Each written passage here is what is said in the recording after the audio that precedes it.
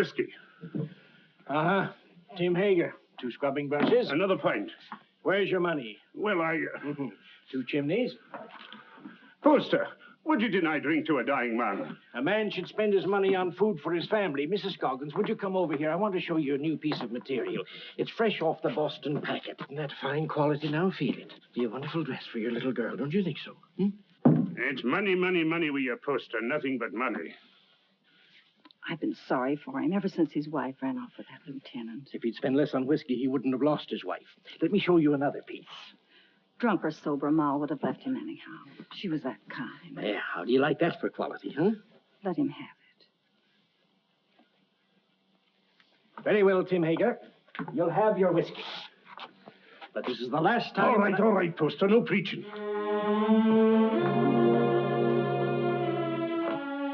It's his little girl I feel sorry for. Poor little Jenny Hager. Faster, faster! Can't you swim any faster?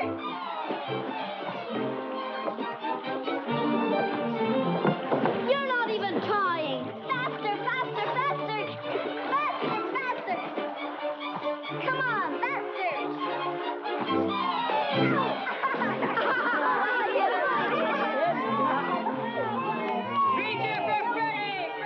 Jenny Hager, you made me lose! You always blame it on something. I hate losers.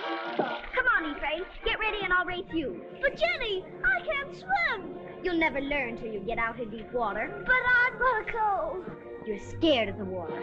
Oh, why don't you go help your father in the store? Measure out coffee and count wormy apples. You're no good down here. Go on, Ephraim. You can't swim till you try. Go ahead, Ephraim. He'll drown. I'm scared. Let's pull him out. No. Look, he's scared to death.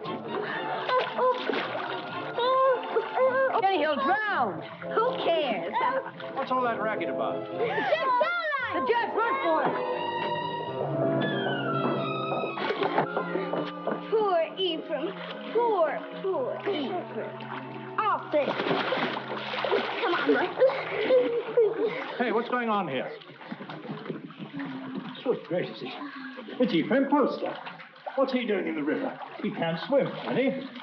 Oh, what happened, Jenny? Those awful boys pushed him in. Poor Ephraim, poor. Nearly poor murder, Ephraim. that's what it is. If it hadn't been for you, Jenny, he'd have drowned. You all right, Ephraim? The boys didn't do it.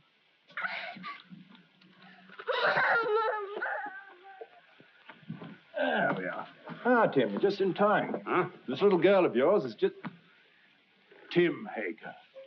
Stumbling drunk in the middle of the day. You ought to be looking after you, Jenny, not going from tavern to Jenny? tavern like... I've no wife to care for either of us now. It takes money to bring up a fine lass, Your Honor. You mean it takes money to keep yourself drunk? Papa, let Jenny come to boarding school with me. Would you like to come to boarding school with me, Jenny? Would you? Boarding school?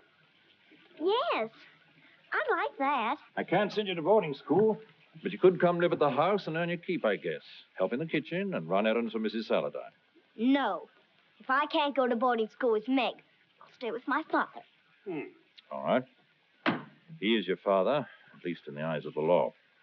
Now, you look after that girl of yours, Tim Hager, and stop being a disgrace to Bangor. Thank you, Your Honor. Drive on. Now, young Poster, we'll take you to your father's store. That tight-fisted, sour-blooded old skinflint. You might be better off with Mrs. Saladine, Jenny. Not in Mrs. Saladine's kitchen. I've no money to bring you up properly. Never mind. Before long, we'll have everything. Houses and carriages, horses and kitchen maids. All those things, my lass, you're a wee bit young. Just as soon as I grow up, we'll have everything we want. Because I'm going to be beautiful. Empty. Beautiful.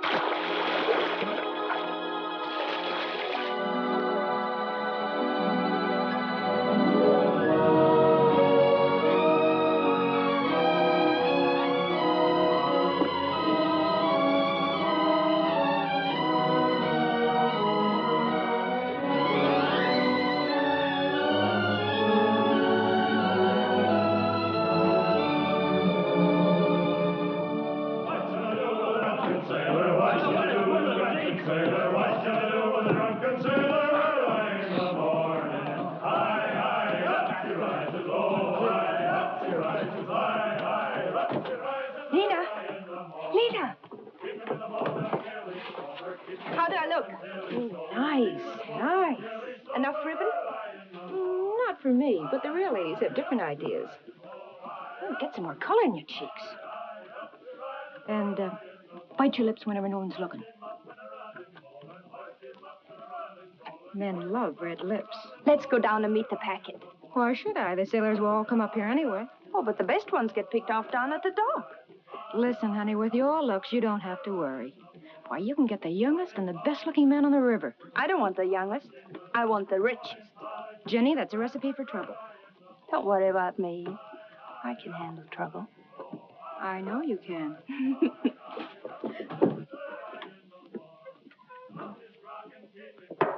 Whiskey. All right, Mr. Hager, but you needn't holler. Someone might hear you out in the street. Who, for instance? Jenny, for instance. Yeah.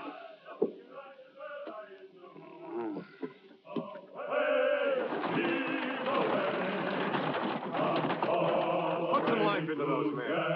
Come on. Heave. Away. Heave. Yo-ho. Heave. Away. Heave. Yo-ho.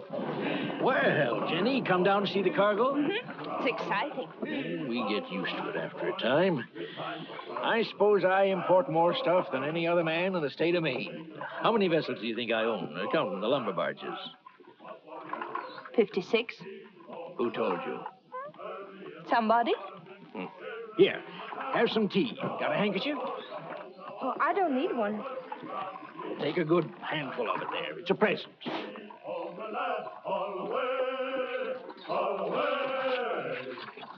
The work was hard and the voyage was long.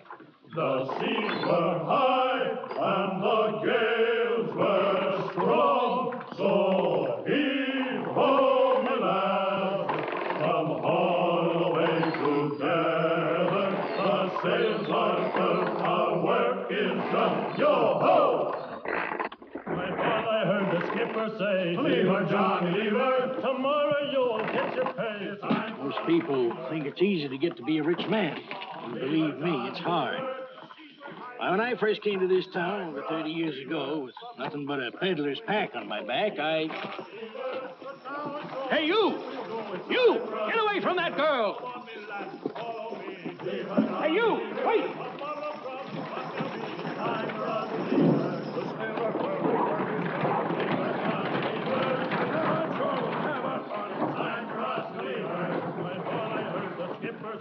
Leave her, Johnny, leave her.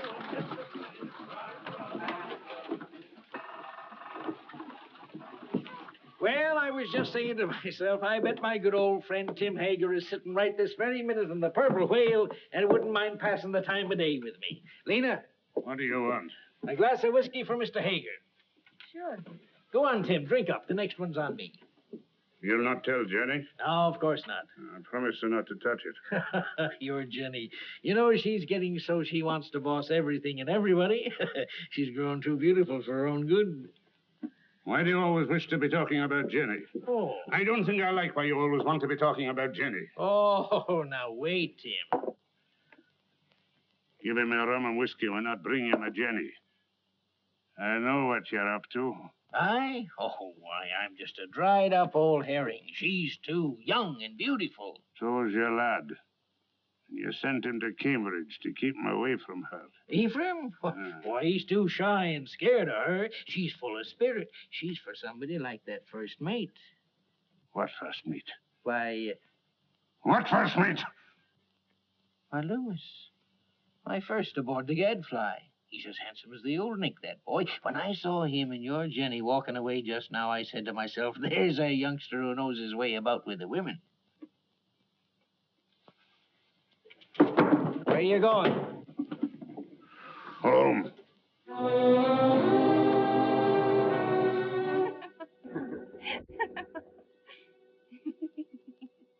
Good night. Oh, once I loved a pretty girl that I called Jenny.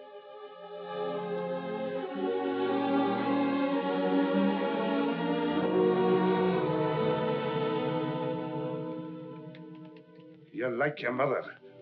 A wanton. That's what you are. Just like your mother. You'd like to keep me here forever, wouldn't you? Well, you couldn't hold Mother and you won't hold me. Aye, but I will, Jenny. No. This isn't the life I was born for. Men like me. And it's the men who have the money in this world. When a proper man comes along. You'll take him walking in the dark and kill him, most likely. I know you don't want any man ever to look at me. But they do. You lead them on, Jenny. It's so easy for you to turn a man's head. Not with you at my elbow all the time. There have been dozens of proper men ready to take me out of this trap. But will you ever let me go?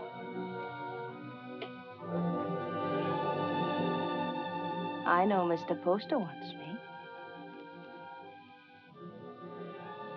I made him want me. What do you think of that? There's a devil in you, Jenny Hager. A devil straight from the bad place. And I'm going to whip him out of you. You're going to beat me. This is one beating you're not like.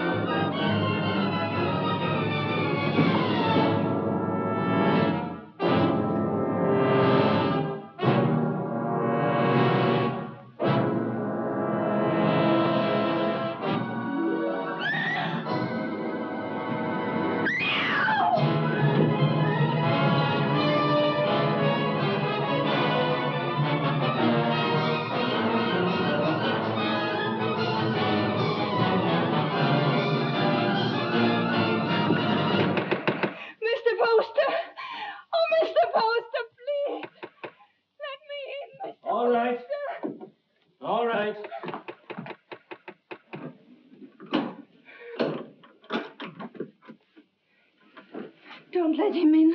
Don't let him get me. He'll kill me, Mr. Poster. What is it, Jenny girl? Who's after you? Father took after me with a whip. Land of promise, Mr. Poster. Come help her, Mrs. Hollis. There now, Jenny. Don't worry. Everything's going to be all right. You bathe her and rub some butter on them bruises and put her in my bed. Oh, that Tim Hager, he ought to be birched. That would take 6 men to do it. He's big, Mrs. Hollis, but no bigger than righteousness. If the town don't birch him, he'll be birched by the Lord. You showed good sense, Jenny, in coming to me. I'll do this. You stay outside. Oh, there now. If you keep on crying, your face will be all swole up tomorrow. And that's no way for a pretty face to be. He held me with one hand so that I couldn't move. And then he beat me until I thought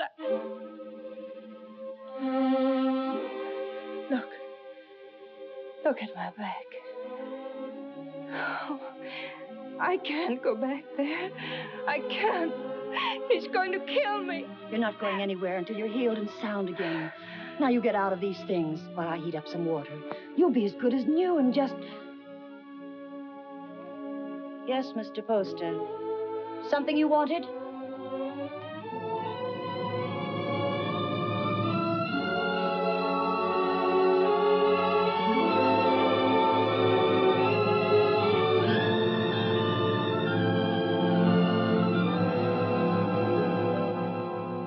Drove her out into the night like a dog that wouldn't obey. Reverend, it's the rum that does it. We ought to scourge every tavern keeper out of town and into the river. If I had my way... We ought to be deciding about the girl, Deacon Adams. There's been enough scourging for one night. One thing is decided. The girl mustn't go back to her father. No. Someone must take her in. I would, only my daughter Mary doesn't like the poor girl. Then she's not for your house, Reverend. Make a bad situation worse. I guess we could use her to clean and maybe help in the kitchen. But a young girl eats like a man. It's more than victuals, Deacon Adams. Your wife has all the understanding in her heart that a man could ask. But Jenny's of marriageable age. Yes, that's bad. And yet we can't turn her loose on the town's charity. She needs a home. Well, yours is fairly empty. Oh, no. Leave me out of it. It wouldn't be suitable for me to take her into my house. I have no wife. You have a housekeeper, a very respectable woman. But she might leave me, and I not able to get another. We'd have a scandal in the town. Aye. No. Marriage is the only answer. And the answer to that is a younger man. What about your son Ephraim? They used to be so much together. Ah, he's a schoolboy, frittering away his time at college. She needs a responsible man. Well, there must be someone. A pretty girl always has a lot of friends. What good are friends? Most of them no older than her. It's our duty to find her a good home, an honorable name, regardless of the man's age. And it should be somebody with money. And by that description, Mr. Poster, you've named yourself. Oh, no. She turned first of all to you, Isaiah. Besides, I know you're not a man to thrust a suffering lamb back into the wilderness. Maybe she won't have me. She'll marry you, Isaiah. She's a sensible girl. And in the meantime... Mary! Mary. Bring me one of your dresses. Anything, only not too expensive. I'd be good to you, Jenny, if you married me. Like a father. A good father. And he ought to know how with a son your age. You can go back to sleep now, Mrs. Hollis. You've done all you can for tonight. I'll make up Mr. Ephraim's bed for you, Mr. Poster. It ain't as warm there, but you'll be comfortable. Your father couldn't come after you, Jenny, if you married Mr. Poster. You'd be free. An intelligent girl thinks of the future when she chooses a husband. I could marry you to each other right now, Jenny. And you'd be a rich woman. It's for you to decide.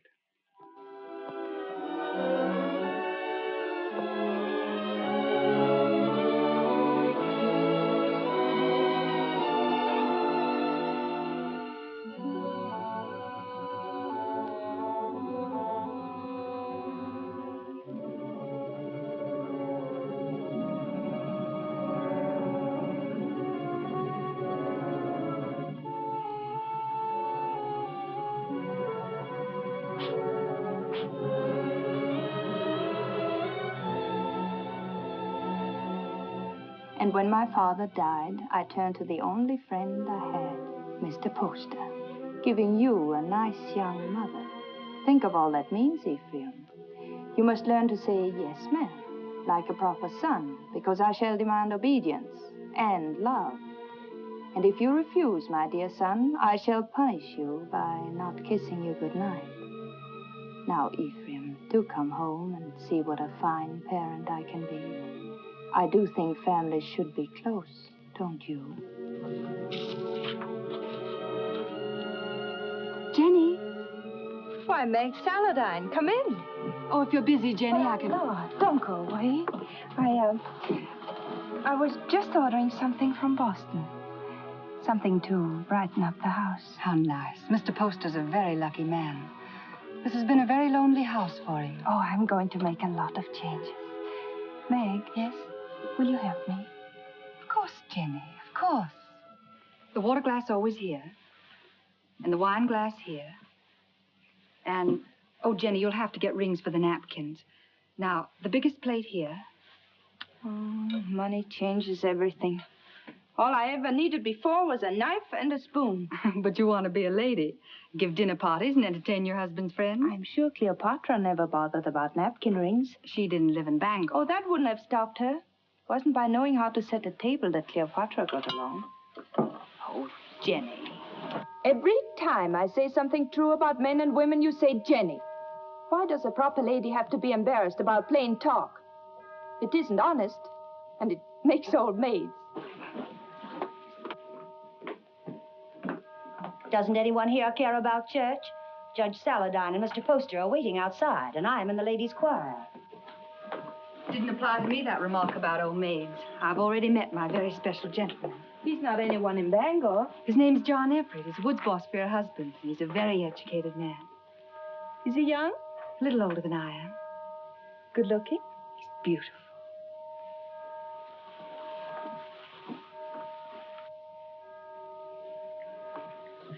Why don't you marry him?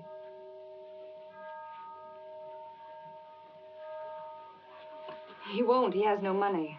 Oh, that's nonsense. Does he love you? Yes. And you love him? Then make him marry you. Oh, Jenny, I wish I knew how. He's not like the others. He thinks things out. I'd know how.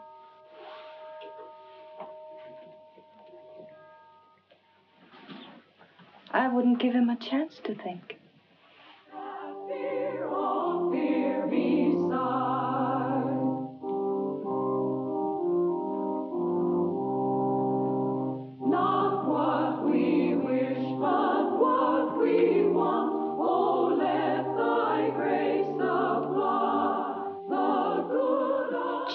Hager.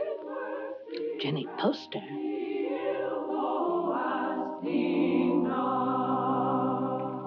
Before me sit the wealthiest families in Bangor.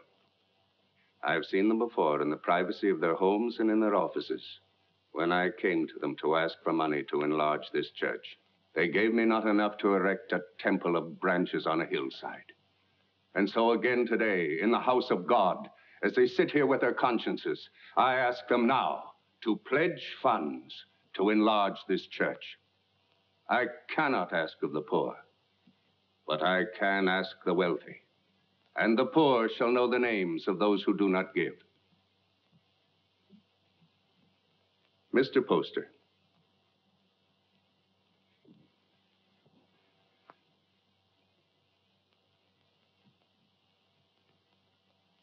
Judge Saladine? Mr. Burroughs? Mr. Bailey? Mr. Clayton? This is intolerable.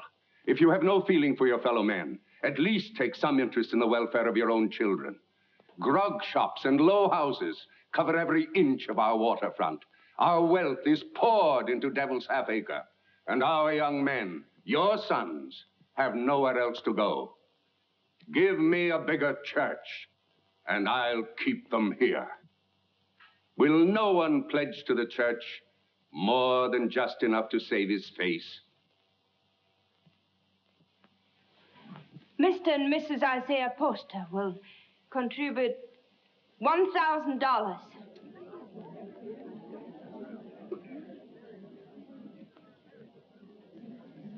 If the men of Bangor won't give to the church, the women will.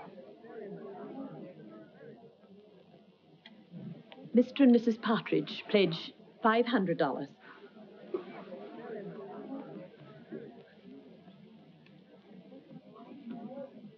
Judge Saladine will pledge $1,000. Jenny, I want you to go on working for the church. A church can endure only upon deeds and not lip service. I'd say her lips have done you enough service. $1,000. If you think I've so much money, you ought to... Stop it, Isaiah. You're the luckiest man in Bangor. Oh, Mrs. Poster, I'm so glad to see the younger members taking an interest in the church, and I must apologize for not calling on you directly after you were married. That was a wonderful contribution, Jenny. He's a wonderful husband to let me make it. Good morning. Good day, Reverend. Good day, Reverend. Good morning. Good morning. Good morning. It ain't the money of mine, but I'd like to know what you're doing with it before you do it. I gave the money because I hate grog shops and what they do to people.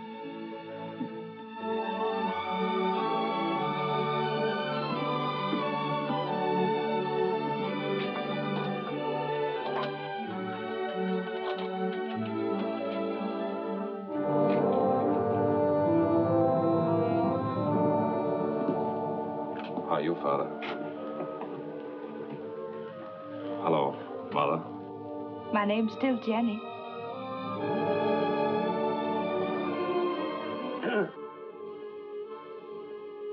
You came home, did you? I thought you'd be on your way to England or somewhere by now.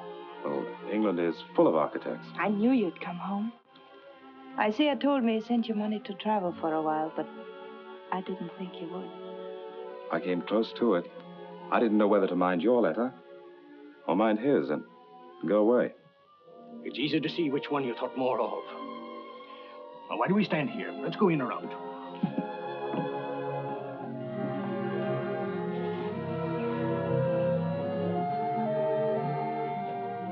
And let me do the writing to my son. Mr. Ephraim. My Mr. Ephraim. Why, you've grown as much as you ever will, haven't you? Oh, I'm stunted. They don't know how to bake an apple pie in Cambridge. You'll have one every day if only you'll stay here. He'll stay.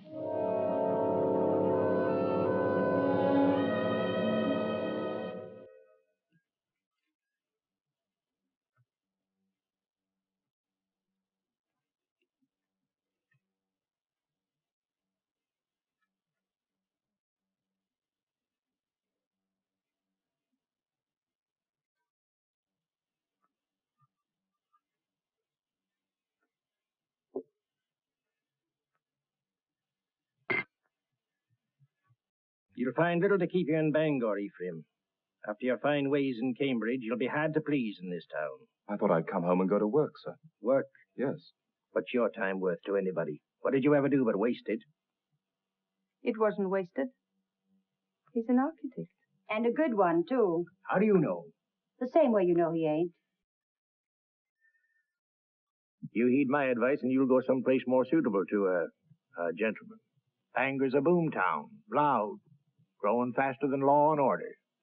Takes a strong, stubborn man to make his way here. We need gentlemen, too. For what? To tell you the kind of bonnets and doodads the Boston ladies are wearing? Yes. A young man of fashion would be very popular in Bangor.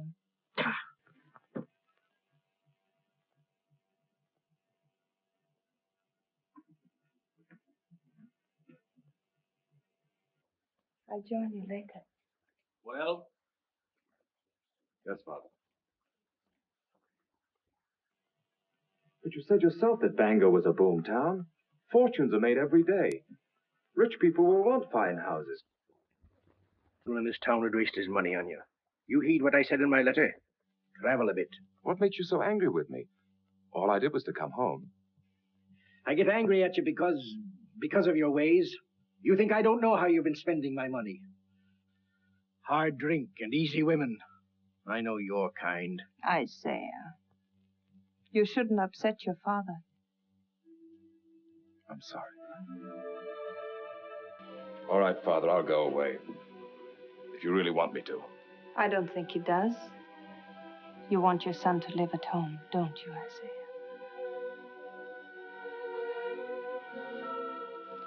I've got a headache from all this talk. I'll lock up. It's time we all got some sleep.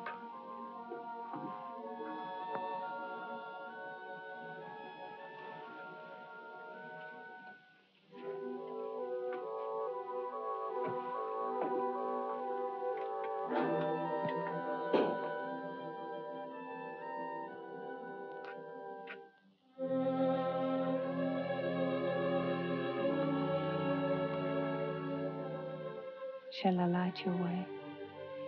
Thank you.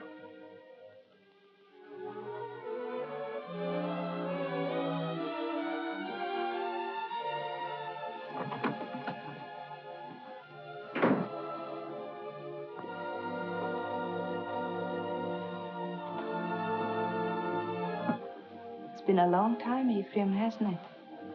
A long time, a lot of changes.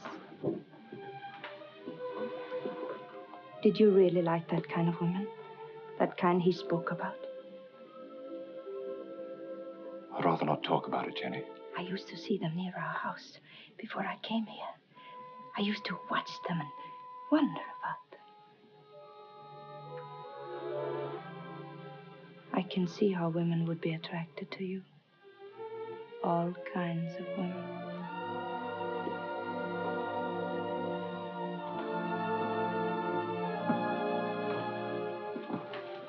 Good night, Ephraim.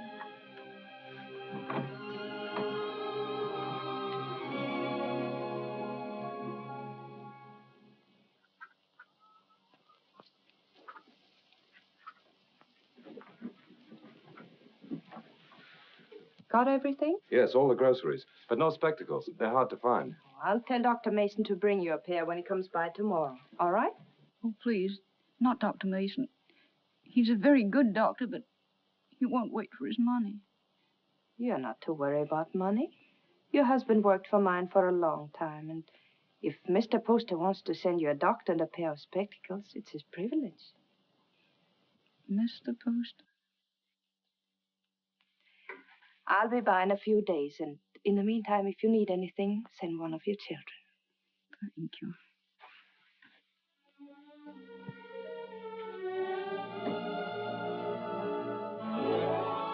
That's the way to hold your place in the town, Ephraim.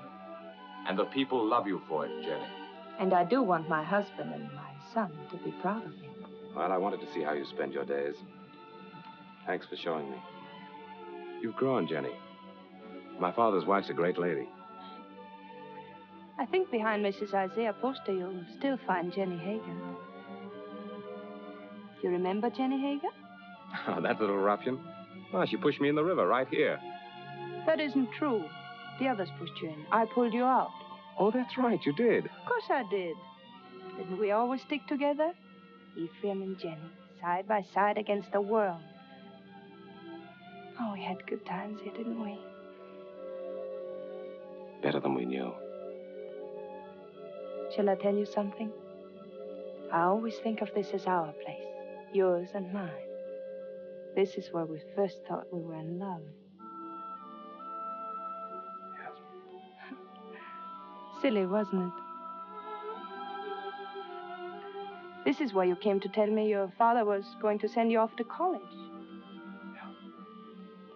And I said it was because of me. And I said he'd never separate us by sending me away. Oh, Jenny, the things I said. Of course, if you'd been home the night I came to your house, I would have been married to you now. Let's go, huh?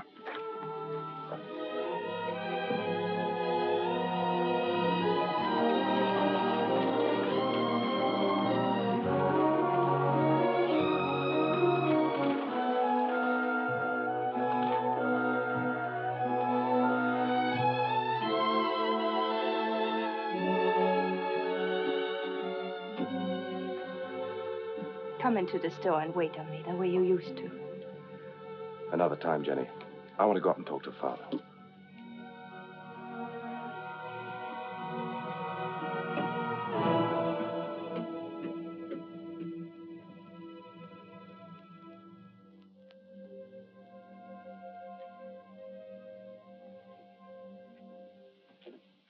Hello, Father. Be with you.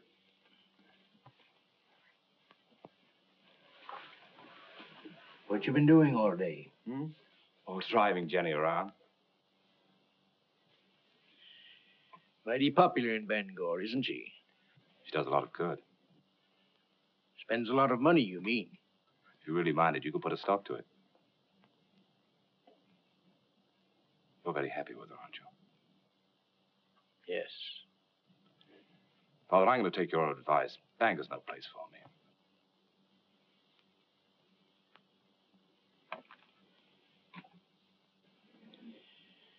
When will you be leaving? Right away, before the river freezes. I thought I'd spend the winter in Boston and then go off to Europe in the spring. I think your father needs you here, Ephraim. Why, Jenny, you feet like a bird. I didn't hear a sound. You want him to stay, don't you, Isaiah? Why don't you tell him you want him to stay? Can't you be honest with your own son? I'm honest with everybody. You might be of some small use to me if you stay on. But if you don't like it here, get out. Only don't come meeching back again. If you go, I'm through with you. I'll take you home.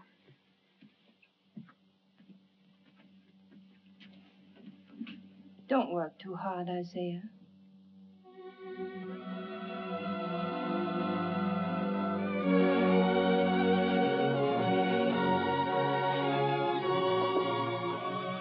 Surprise.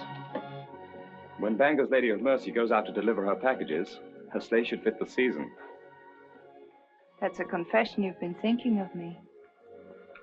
Of course I think of you. Yet you've been avoiding me. Careful. Paint. Put it down.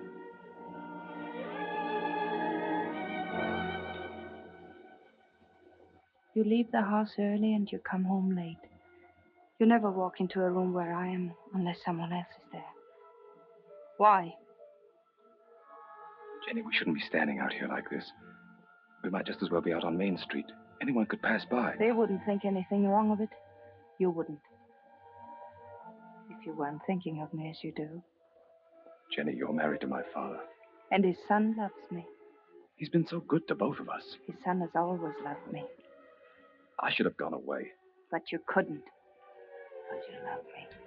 Yes, I've loved you since before I knew the meaning of the word. The day I came home, the time you kissed me.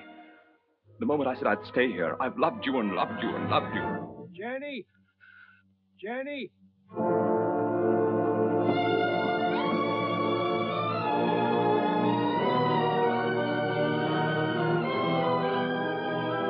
Jenny! Father's very ill. Send for a doctor.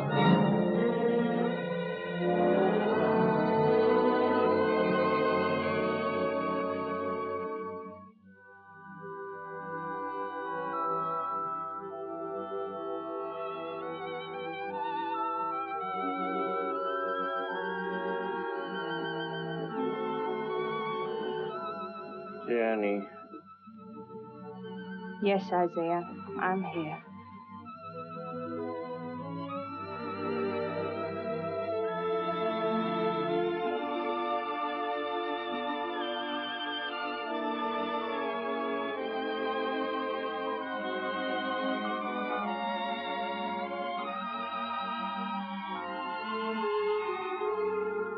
You keep this up and you'll fall in your tracks. Go to bed, child. Get some rest. No, I'm strong. Stronger than you think. I'll be all right.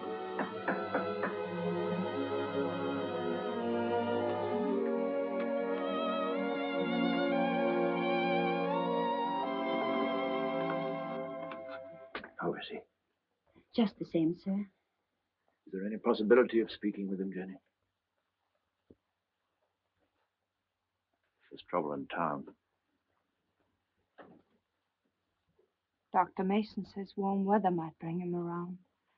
But that's a long way off. We're at our wits' end. There are too many people in town, too much idleness. Did you hear the shooting last night?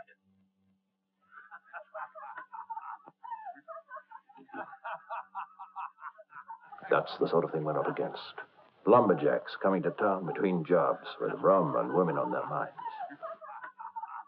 Told us 2 years ago we should have a police force. We should have listened to him. Well, Jenny, take care of yourself. Meg sends you our love.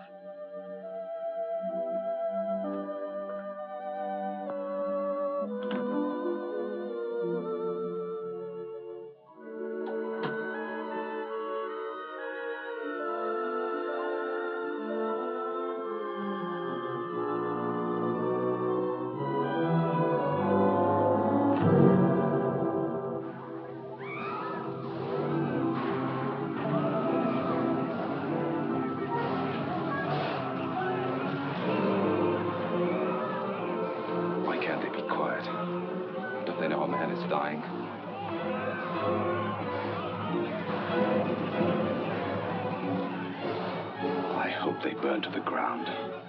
The taverns and the houses and the people in them.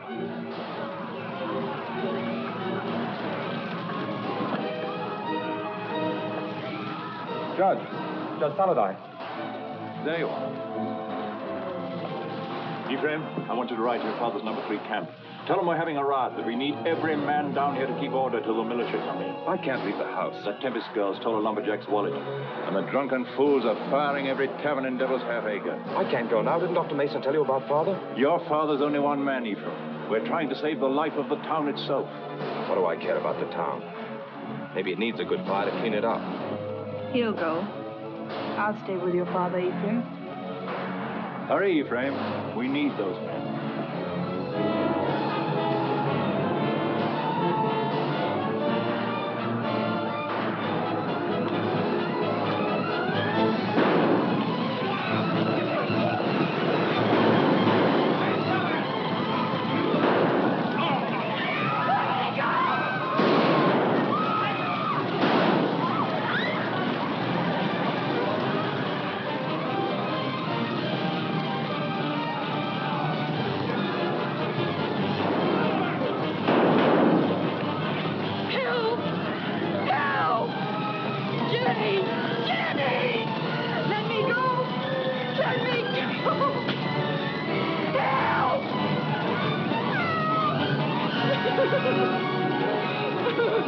bumped you out, didn't he? Where's my money? I didn't take it. I didn't take it. Where's my money? Let's give her a band. That'll lose the tongue. Let her go. Keep out of this, ma'am. People are getting hurt. I didn't steal his money. He was drunk in the back room. I only came in to take away the glasses. Anyone might have been there before me. It had to be mighty fast to get in a man's pockets before you. $100 a hole when there's work. I say dip her in the river. Come on, what you do with it? Oh, Jenny. Let her go. I'll give you the money. You're Mrs. Poster. Yes. It's nice to meet the gentry, ma'am. But I'm not so sure I'll be happy just to get my money back. We want to know what's going to happen to her. Since I'm giving you the money, it's my right to decide that. Why do we gibble and gabble about it? There's the girl, there's the river. Let's give her a bath. Wait. We'll be waiting for your store to open in the morning. The money isn't there. We're coming up here and collect it.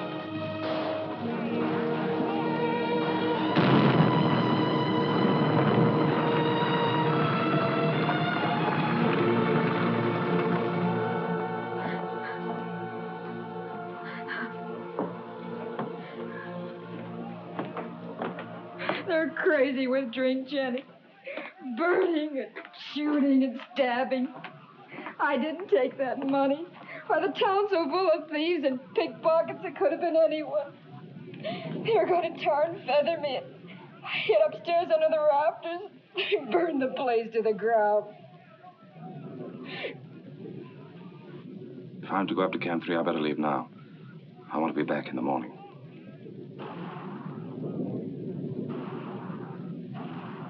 Oh, Jenny, what am I going to do now? I no place to live, no place to go. It isn't right, Jenny, to be smoked out in the streets like an animal. I don't want you to worry about it, Lena. I want you to rest. Lena, do you remember the house I used to live in? Well, I want you to stay here for the night, and tomorrow you move in there. It won't cost you a cent, and if anyone should bother you, you come to me. Oh, you're good, Jenny. That's why you come up in the world. That's what I tell everybody about you.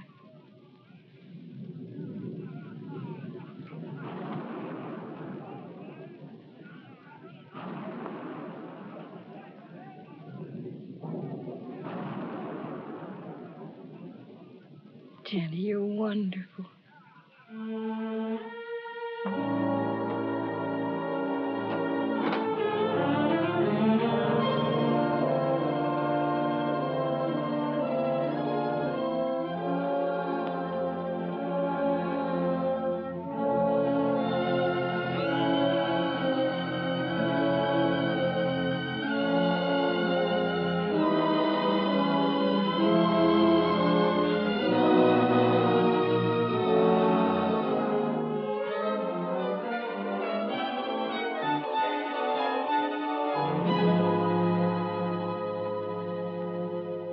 Are you going to take the carriage or the brown mare?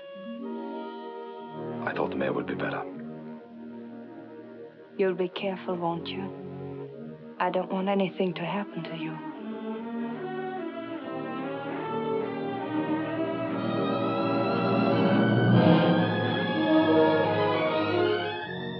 Mrs. Poster? Oh, Mrs. Poster?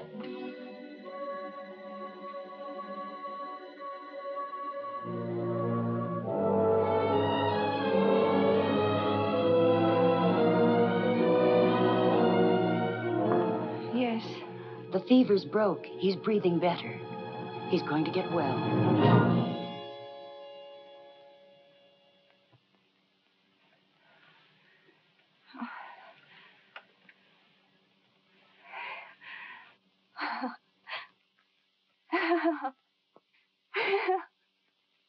Jenny, my poor child. You've been so brave. But you mustn't break down now. You mustn't.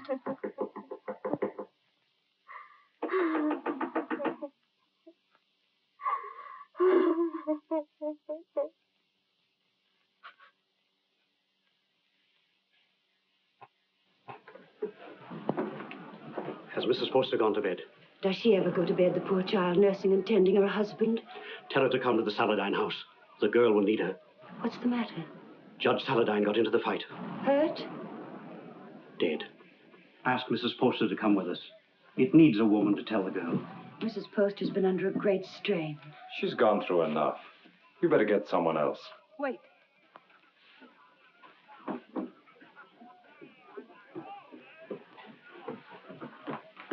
pack my things and send them to the Saladin house. I'll be spending the night with Meg.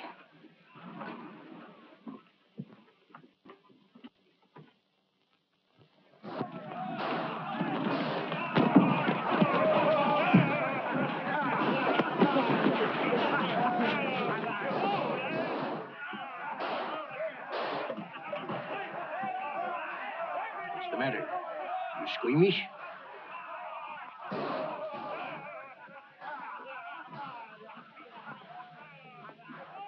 They're still fighting.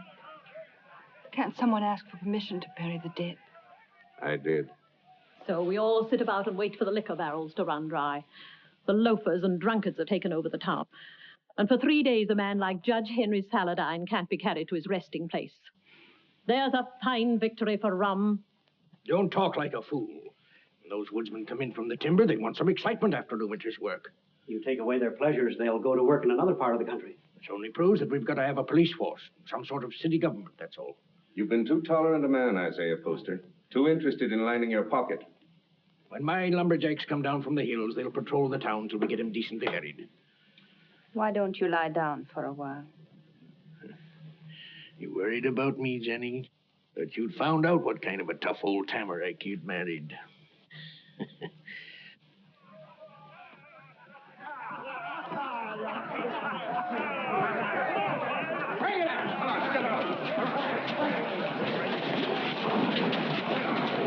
Well, we can start the funeral.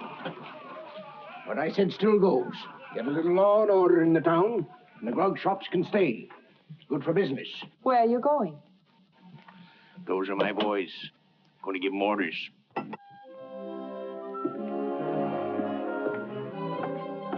Look. Oh, Isaiah, are you hurt? You all right, Mr. Poster? Yes. Now, John, I want you to take some of your men ahead of the funeral procession, put some alongside and some at the rear. Keep it all as quiet as you can. The funeral should seem peaceful. Jenny, this is John Everett, my wife. You're Mrs. Poster? She sure is. How do you do? John. I thought I heard your voice. Meg, Darling, I'm glad you're here. it's terrible about your father. I hated your being alone when it happened. I pretended to myself that you were with me. It gave me strength. But if we don't have the funeral soon, I'm afraid I'm going to break down. Reverend, we can start now. I'll tell the others. There'll be no more trouble. Now John's here. Meg, you'll come to our house this evening. You'll be with us, won't you? Thank you.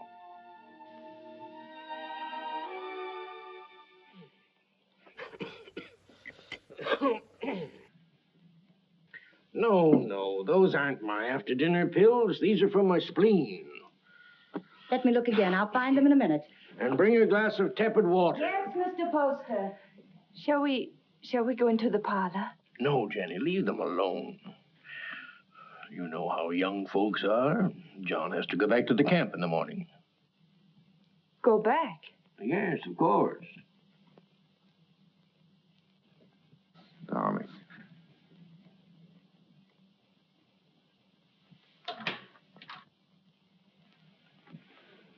Our lovebirds have closed the door.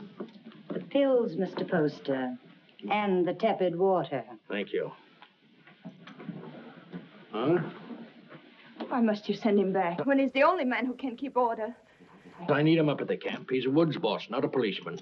Of course, if your business means more to you than the safety of your home and family. Jenny, he's got to get that timber cut. That's all there's to it. I'm sorry we were so long, Jenny. I thought you and Mr. Poster would come in. I wanted you to be alone.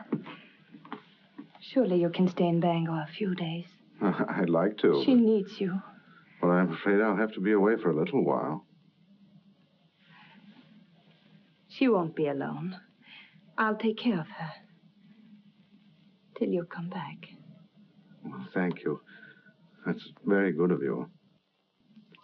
I don't want your father to trade these for whiskey. They're for you and your sisters. Mother said to say thank you and God bless you. think you ought to go around to the kitchen and thank Mrs. Hollis. After all, she feeds the chickens. And there's room in the basket for a slice of pie. Would you like a ride in my carriage, Jacob? I can drop you off on the way home. As soon as I get the pie. Isn't it a beautiful morning? Jenny, I've been wanting to speak to you. You have? What about? Well, not here. Let's walk down to the river. Oh, but not now, Ephraim. I've so many things to do. Jenny, why isn't it possible for me to have a minute alone with you? We're alone now. It's not my idea of privacy. Mrs. Hollis in the kitchen, Father home every day, Meg following you about. I'm sorry. That's a very short answer, Jenny. What is it? Have you seen somebody else?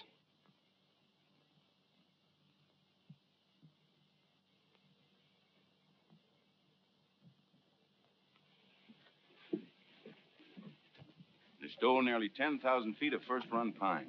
Where? Upper Big Bend. And there's not a trace of who did it. Mr. Poster, unless you get the law to step in, there won't be a choice tree left in that whole section. Law. I own that land, and I'll make my own laws. I've got to make a trip up to the hill countries. Timber pirates. I want you to come with me. Me? It's time you saw what pine on the stump looks like. It's my business, and you ought to learn it. Come along, I'll get you something to eat. Thank you, sir.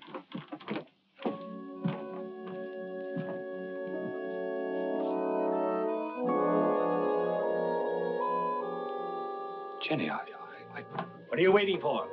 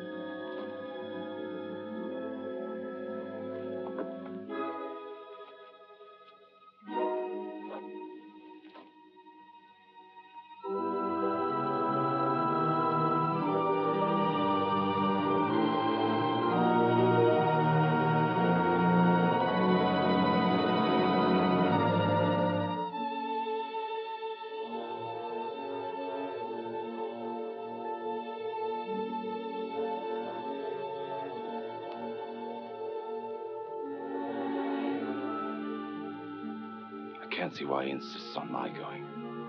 I'll be dead useless weight, and afraid of the water besides. Boats would be bad enough. These will be canoes, flimsy Indian canoes made of birch bark.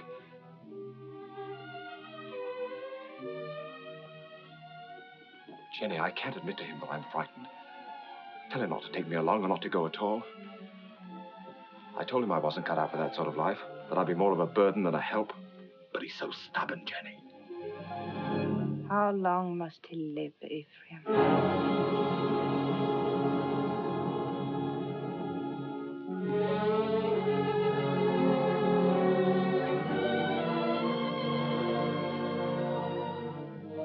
How long must he live between us? Jenny, don't talk like that. I want you to do something for us. But you're afraid. I could promise you so many things, and yet you're afraid. He's my father. As long as he's alive. Why does everything frighten you? You're going to make me very angry. And if I get angry and go on wanting you the way I do, I might tell him what happened between us. Nothing has happened between us. No.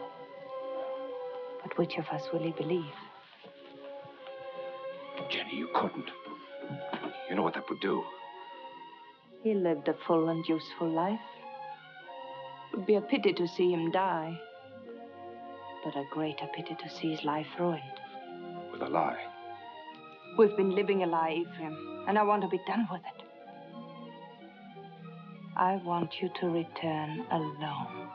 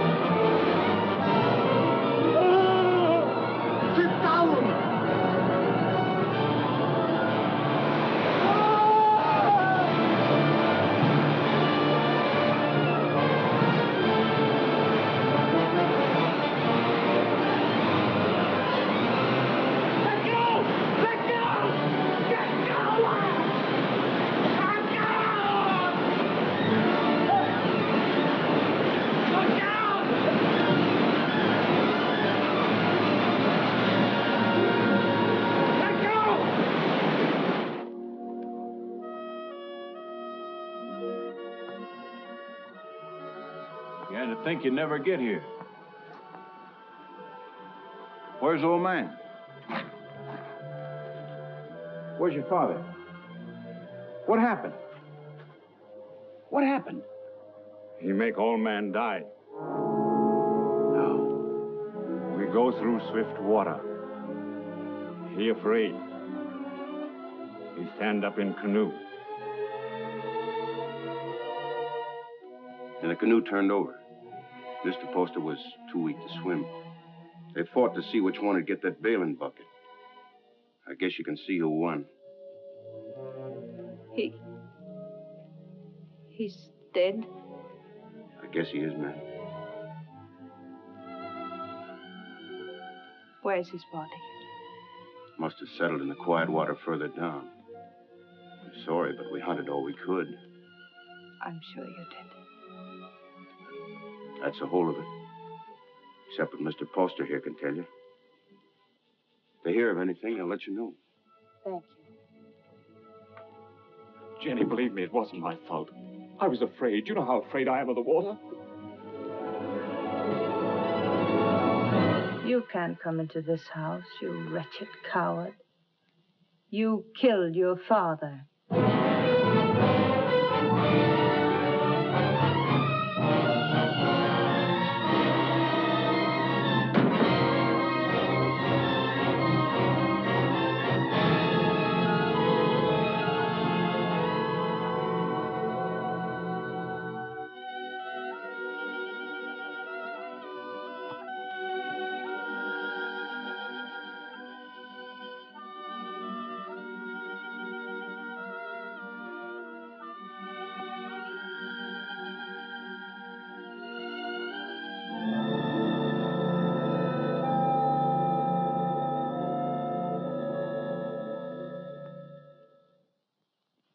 My husband was a fine businessman, but it never occurred to him to provide for the handling of his fortune after his passing.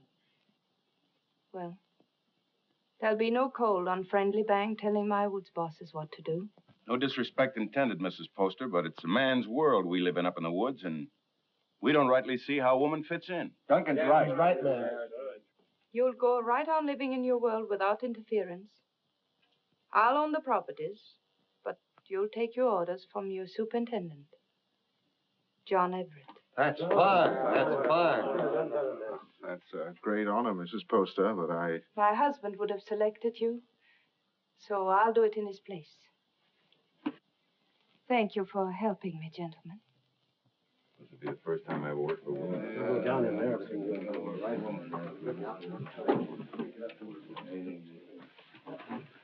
Until this meeting, I thought I was very much alone in this world.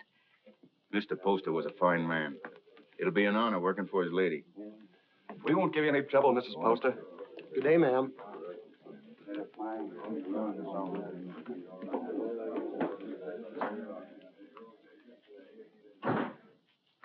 this is a wonderful thing you've done for me, Mrs. Poster. Have you any objections to working for a woman? Well, that depends on the woman. It'll be like managing a kingdom. Mr. Poster used to think of whole townships as other men think of acres. It really is a kingdom he built up. It's too bad. Too bad there's no heir to take the throne? Yes. Poor Ephraim. I never gave him a chance to explain. I accused him without proof. What more could you need? They saw him do it. I didn't. And I know he loved his father. You've got to stop brooding over it, Mrs. Poster. You'll only harm yourself, and it won't help Ephraim. I saw him on the street last week. He was drunk. And Dick and Adams were shouting, "You've chosen your damnation, and eternally damned you'll be." There wasn't anything you could do to save him. You're very tired, Mrs. Poster. I won't be after today. I've placed my troubles on your shoulders. Please carry them well for me.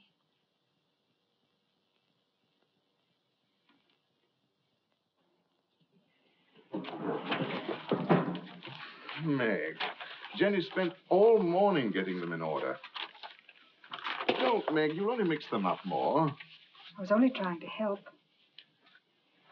Oh, I'm sorry. I didn't mean to shout. You're tired. In every bone. Driving timber was nothing to this. You might as well have remained in the woods for all we see of each other. I'm doing my best, Meg, but the work takes up all of my time. I know. I wasn't criticizing. I was just wishing that... But what? John, Yes? I'm lonesome. John? I'll see you tonight. For dinner? That's a promise. Meg, I haven't seen you for days. Food for a hard-working man. Ah, that's nice. And a cup of tea for both of us. You'll have some, Meg, won't you? There isn't enough for the three. I'll give up mine. The accounts receivable are all mixed up. I had them in order, but then the wind came in. Oh, later. You haven't eaten since morning. Meg, your man doesn't take care of himself. You better do it for him, or there won't be anything left of him to marry. John, there's a rumor that a company's being formed to build steamboats.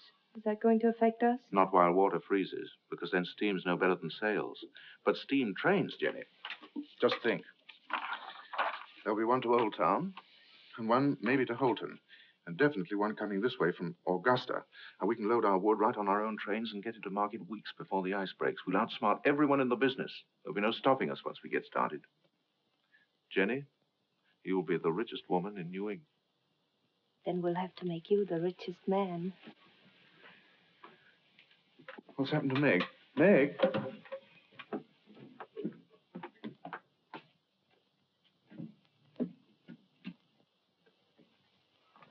I ought to be kicked all the way up and down Main Street for the way I treat her. She's more understanding than you think. I'll be with the Temperance League all afternoon, so if there's anything important you want to discuss with me now... Nothing that can't wait. It's Mrs. Hollis in the store. Tearing it apart? No, she wants me to drive her home. Working again tonight? I'm having dinner with Meg. Good. Take better care of her, John. You do neglect her. Goodbye. Bye.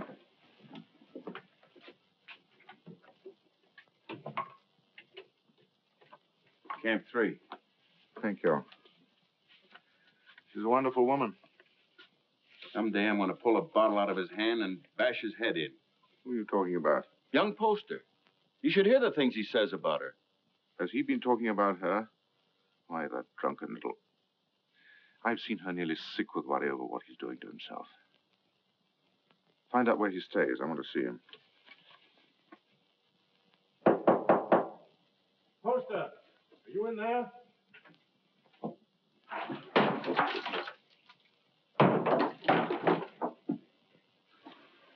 Huh. I must be making trouble. Much more than you're worth. I'm worth very little. What happens to me now? You beat me up yourself or some of the boys outside? Come in. Drinks for everybody. Out there, we're alone. That's much better. No witnesses. I had witnesses when I killed my father. That made her very angry. When did you last eat? I have my food. How do you like your new job, huh? I like it. She hasn't got you hooked already, has she? You'll kill yourself drinking all this stuff without any food inside you. Come on, let's get something to eat. You're doing me out of my dinner. She doesn't know I'm here, and she didn't tell me anything. That's a lie. No one does anything unless she's back of it. I knew what was going to happen. I was afraid of her. I wanted to leave. She didn't have to worry about that. I wasn't man enough to run away. You in love with her? I happen to be engaged to someone else. What difference does that make? Jenny was married to my father. She told me one night she'd marry me if he died. You don't believe a word I say, do you? Go like everybody. No one will believe me. Go on talking. The night before we were due to start, she made love to me till I was nearly crazy. You don't believe that either, but it's the truth. I've always been scared of the water. even when I was a little boy. Jenny knew that. I was scared in the canoe on the trip, and I couldn't eat or sleep anyway from thinking of her. I only remember being in the water with a bailing bucket holding me up, and somebody grabbed for it. I beat him off till he sank and drowned. I didn't know who he was.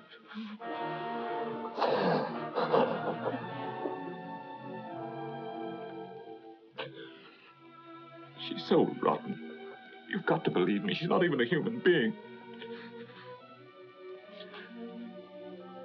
Maybe I did know who he was. I guess I did. She'd put the thought in my heart. And if I hadn't done it then, I know I would have later.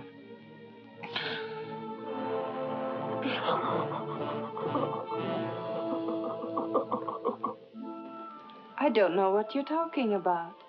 You didn't make him love you? But of course I did. He was my husband's son. I wanted him to love me. That isn't what he meant. Was he sober when he told you that? Jenny, don't you think I know when a man is lying? Before he talks very much more, you better prove that you had nothing to do with him. Prove?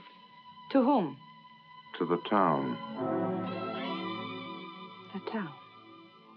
Is that what you want? Come back with me to his shack. I want you to face him. Now. But... the rain. You know what happens to the roads in the rain? Yes. They get very muddy. But they don't change their direction. Good night. Oh, no. It isn't that I'm afraid. You mustn't believe him. Please. All right. I'll go.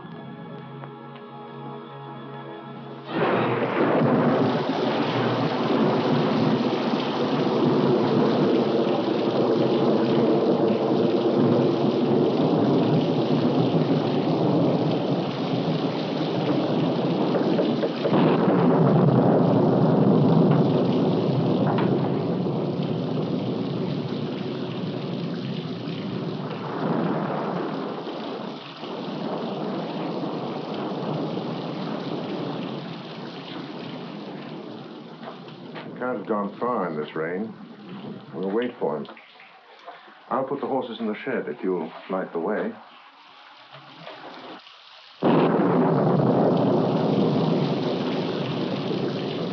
See if the shelter's clear.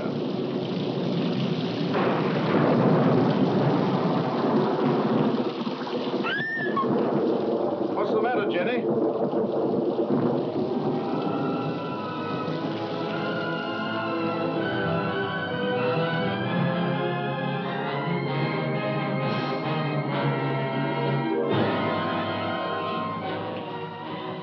Don't look, Jenny.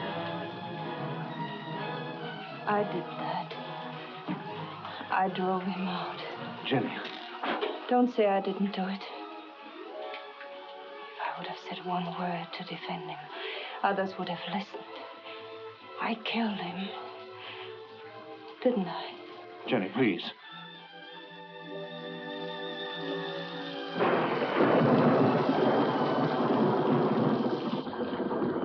Go inside and sit down. You're shaking.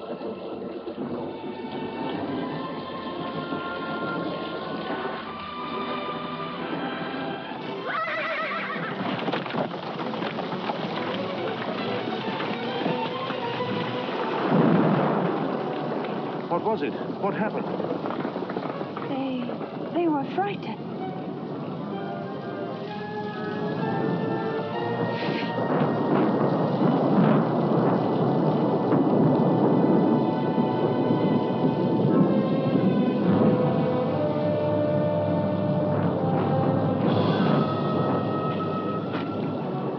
We're 10 miles from town, and we'll have to walk.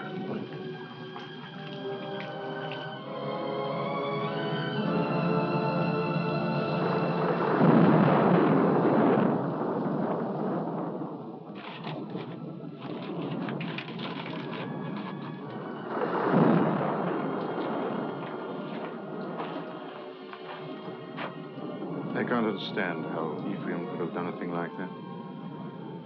It isn't atonement, it's running away. And you can't run away from the hereafter. It's not Ephraim who's upsetting you. It's because you're here with me. Well, aren't you worried about your reputation?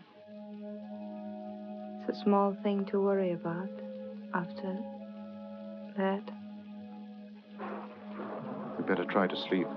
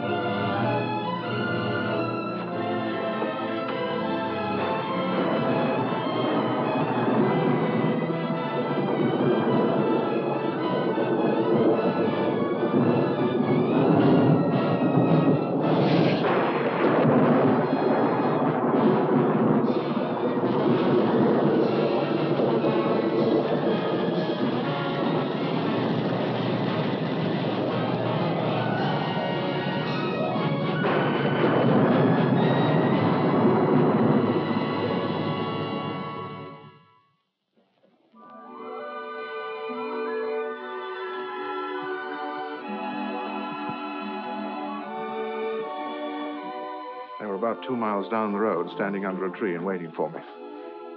And the carriage? Just a broken axle. I can fix it in an hour.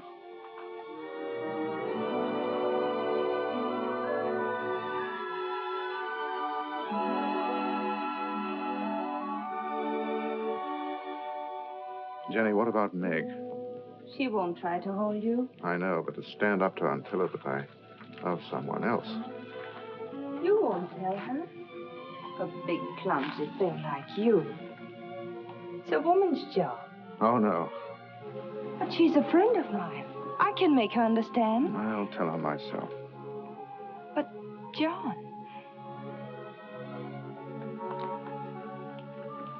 I'll tell her myself, Jenny.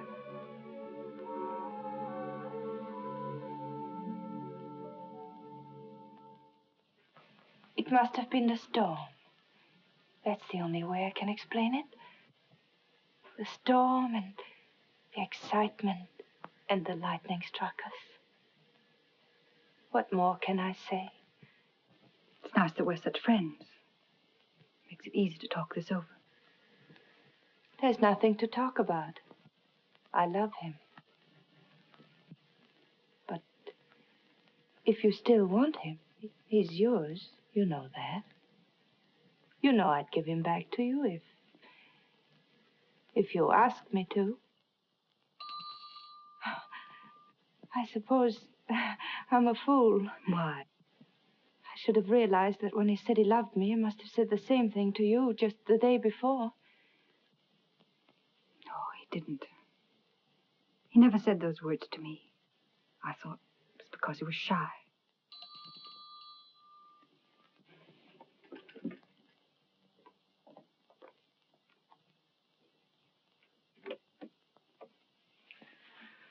Hello, Meg. Come in. I just wanted to explain why I didn't come to dinner last night. Right after you left the office, Alex Duncan came in.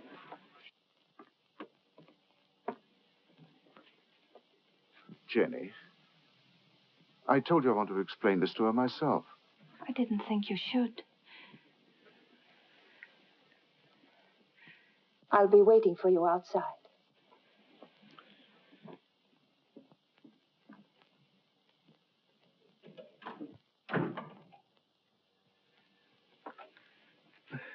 I didn't want it to happen like this, Meg. I wanted to be the one to tell you. I don't see what difference it would make. It's the same story, isn't it? I suppose so. When will you be married? Right away? In Bangor? I don't know. Jenny will take care of the details. I saw this happening a long time ago. There was nothing I could do about it. She's waiting for you.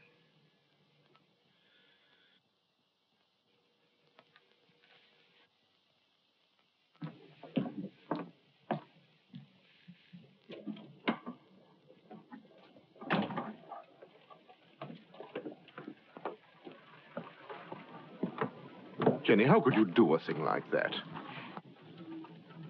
I thought if you came here alone, you wouldn't come back to me.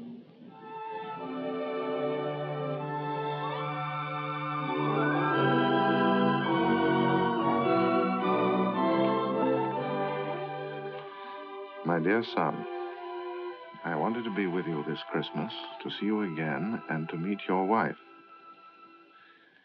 But all your brothers are bringing their families here, so I can only send you this ring in my place. It was given to me by your grandmother to be passed on to the wife of my eldest son, and I know Jenny will care enough about it to do the same. Will you? What if we only have daughters? We'll have sons. I have made up my mind. What else does your mother say? Well, she talks about my brothers and how deep the snow is, and then she says, "A Merry Christmas to you both, my dears. The Lord bless you, Jenny, and make you fruitful. My arms ache for John's first boy." Your mother must be a wonderful woman. I hope that someday you'll say I'm just like her. Well, that won't be easy. Mother had 9 sons. What a lot of boys running about the house. Must have been very uncomfortable for her. Oh, she loved it. She would have been uncomfortable with a small family. The Everetts run to numbers. Tell me about your brothers. Are they all tall and handsome like you? Do they all have pretty wives? Why? Prettier than I am? You vain little peacock. You know there's only one answer to that. Say, I married the loveliest of them all, and the best. say, I love you. I love you. Say, we don't need anyone else, ever. Anyone at all. No one.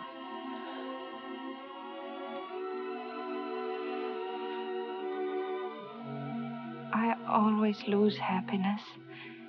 I can't seem to hold it. Keep me happy, darling.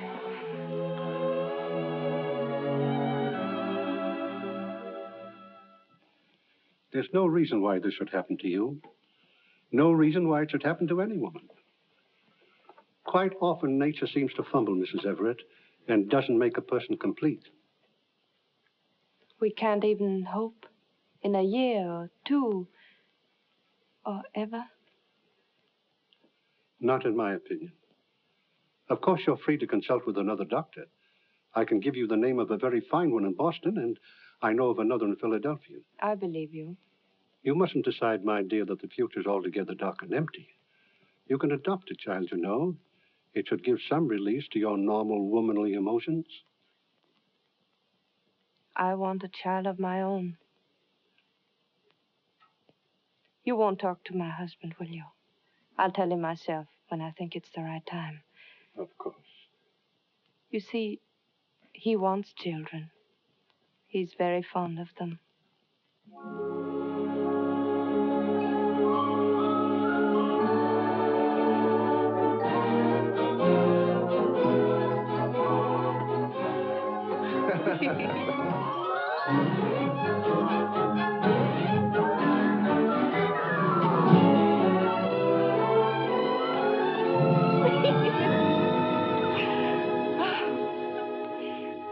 I never never knew what love was before you. I know now I was never married to Isaiah at all. And Jenny, I want you to forget Isaiah. I want you to forget your whole life before I came into it. You know, a lot of new furniture isn't going to change that house. Why do you want to go on living in it? Oh, but it's a good house, John. It'll stand for a long time. At least until we know just where to build another. Well, I'm not finicky about where it'll be. I just think you want to go on living in that old tomb.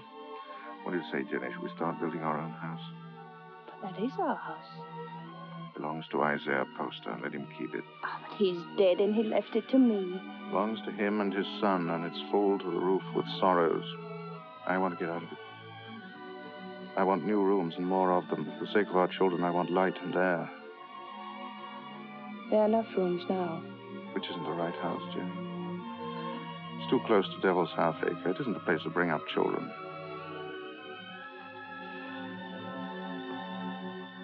There won't be any children.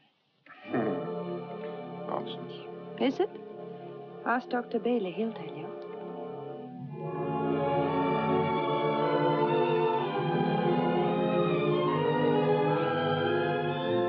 Seems there are some things we haven't talked about. When did you learn this? Some time ago. What exactly did Bailey say? Oh, I don't remember. Makes a lot of difference, doesn't it? What do you mean? Between us. Doesn't make any difference at all. There are many things a husband and wife can live for. That's very sensible, but I wonder what you'll think in a few years from now. I'll think that you're more beautiful than ever, and that I love you very much. Oh, look. There's Lincoln Pentridge. He's a great man. He has special powers.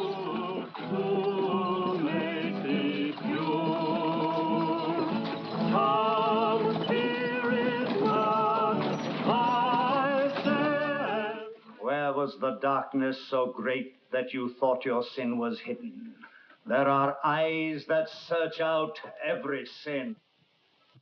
There is a tongue that will accuse you on the judgment day.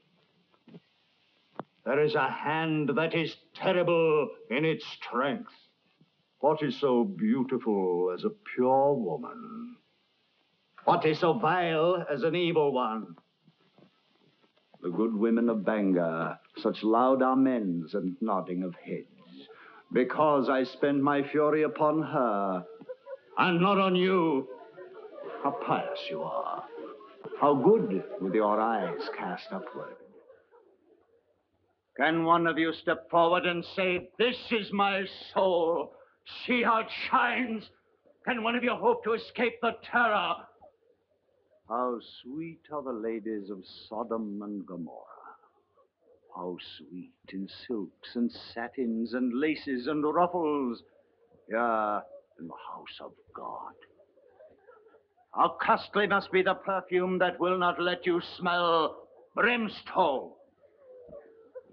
What great secrets are among you? Who is named Vanity? And who is Lust? What woman has put away her husband? Which of you has taken a man from her sister? This is your sister. Come forward and sit with her and be counted. You cannot hide behind your beauty. Your beauty has made you evil, and evil destroys itself. Your soul will become naked. The truth will be revealed. Confess now, while there is yet time. You cannot escape.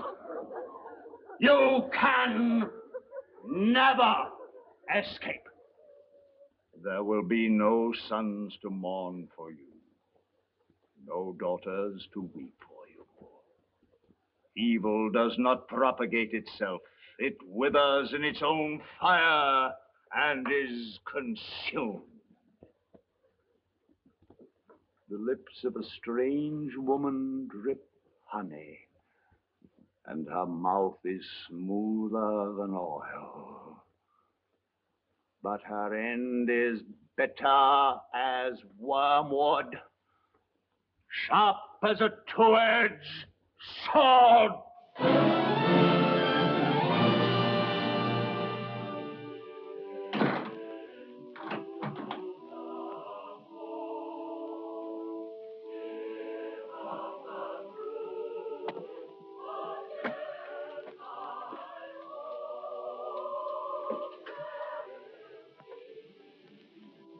What's the matter, Jenny? I want light. It's so dark. Why do you go to those meetings? It's not like ordinary church going. You come home exhausted and afraid. He was talking to me. Straight to me. I mean, what is it? The pit he talks about isn't down below, it's up here. I don't know why I listen to him. He tries to trap people. Tries to make them admit things that aren't true. He's not any better than the people he talks about. No, he's right. The town is becoming a sinkhole. That horrible man. To say to me what he did. He wasn't talking to you. He was talking to people like Lena. Jenny, I've come to a decision. We're going to put Lena out of your house. No. I don't care what she meant to you when you were a child. I'm talking about what she is now. I don't want you to be connected with her. Why not? In what way is she different from us? Except that she's more honest. She goes out of your house tomorrow. I don't want her sins on your hands. You good, righteous man. You hypocrite. Telling others what they must and must not do while you live in this house with me. Do you know what went on in this room before Ephraim killed his father? Jenny. Do you remember the things he said about me? You said he was drunk and afraid. Of course he was afraid. We're all afraid. There's hell opening under our feet. Jenny. This is where he sat. Sit down, John, and I'll show you how I made him kill his father. Sit down and I'll kiss you the way I kissed him. Why do you look at me like that? Why do you pretend everything he told you was true and you knew it? You knew it!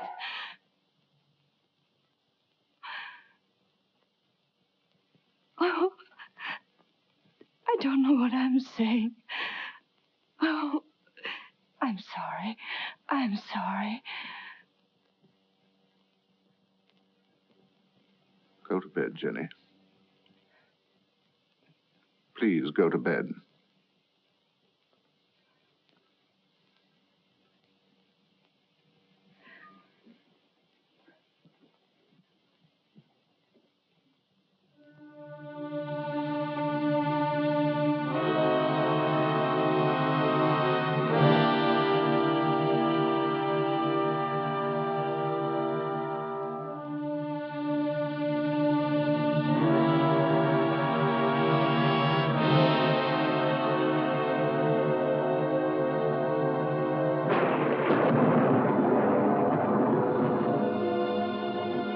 John, is Mrs. Hollis back from church?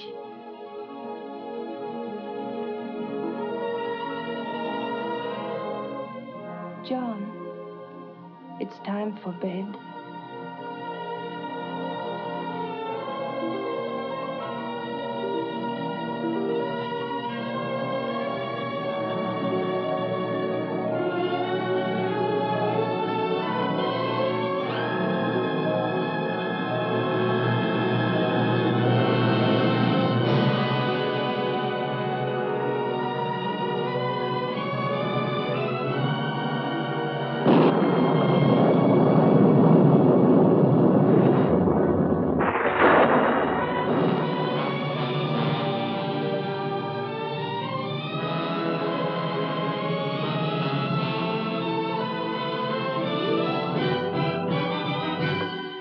John, please forget what I said.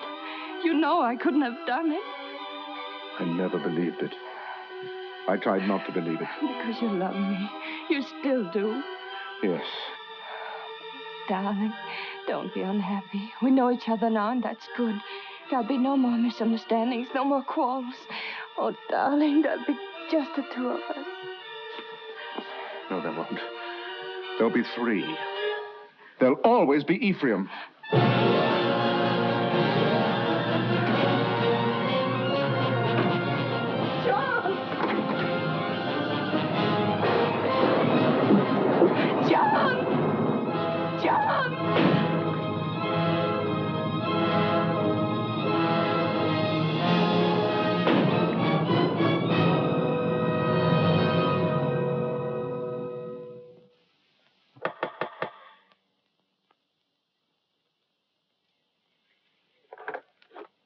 Oh, come in.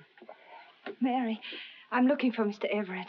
I thought he might be with Reverend Thatcher. Father isn't here right now, but if you'd like to wait... Oh, no, thank you. I have no time.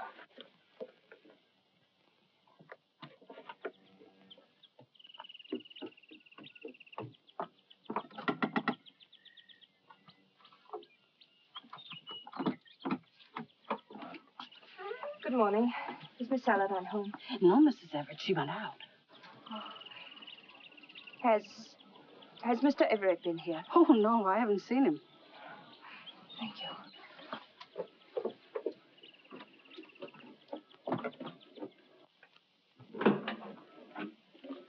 Oh, I thought it was Mr. Everett. Do you know where he is? He didn't come in here, ma'am. I slept here last night on account of the rain, and you're the first one in. Mr. Everett tells me you're sending a school teacher up to every camp with more than 2 families. That's a handsome thing to do, ma'am. Guess you're mighty fond of children. Duncan, who did sleep here last night? Was it you or Mr. Everett? Ma'am, I told you. Oh, that's just another one he has. He sometimes... He wore this hat when he brought me home from church last night. And he wore it again when he went out for a walk. Now, why aren't you supposed to tell me where he is? You put me in an awful fix, ma'am. I promised him... Duncan, he isn't well. Couldn't you see that? What good is a promise to a sick man when it keeps his wife from helping him? Is that the trouble with him? I kind of thought he looked funny around the eyes. Where is he? Well, I'm not telling you, mind you, but that'd be the wrong kind of hat to wear up in the pine country. Where in the pine country? Fire watcher's cabin. Indian Hill. When will he be back? I don't know. 2, 3 days, I guess. Said he wanted to go up there and think a while.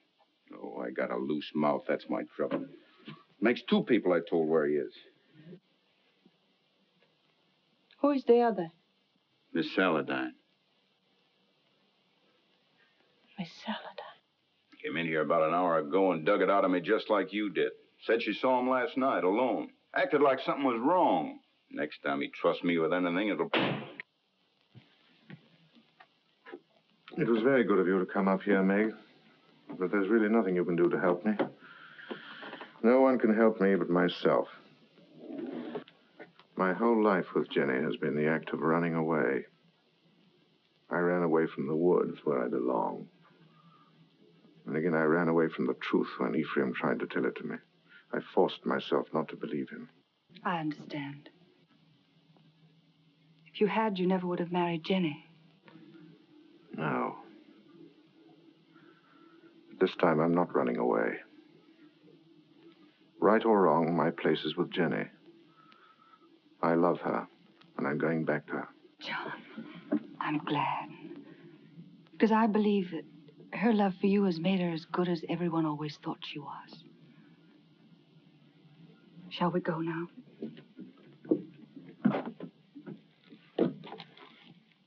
Jenny will be anxious.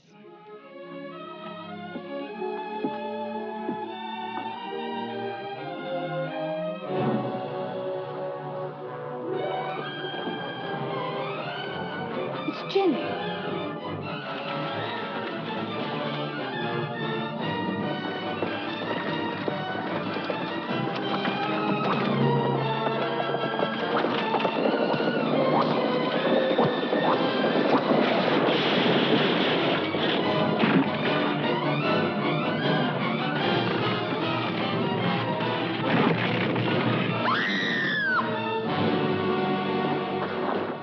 Jenny. Don't move me. John. Don't talk now. Meg, hurry up and get a doctor. Camp 3.